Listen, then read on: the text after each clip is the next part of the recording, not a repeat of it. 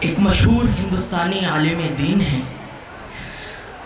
اور آپ اپنی ہمہ جہت شخصیت اور ہشت پہلو صفات کی بنیاد پر خلیل الرحمن ہیں، قائد نسل نو ہیں اور قائد ملت بھی ہیں۔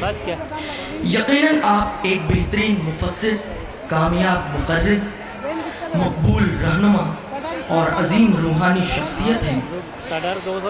شیخ عالی دماغ مفکر، دور اندیش مدبر، زمانہ شناس اور جہاں دیدہ اسکالر ہیں۔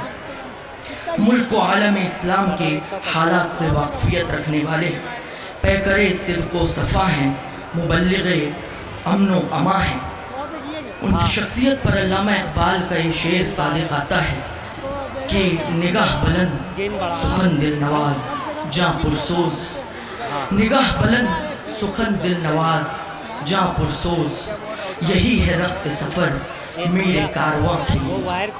لہٰذا آپ کے روبرو تشریف لا رہے ہیں حضرت مولانا خلیل الرحمن سجاد نعمانی صاحب۔ تو ایک ادھر بند ہے، اے زیا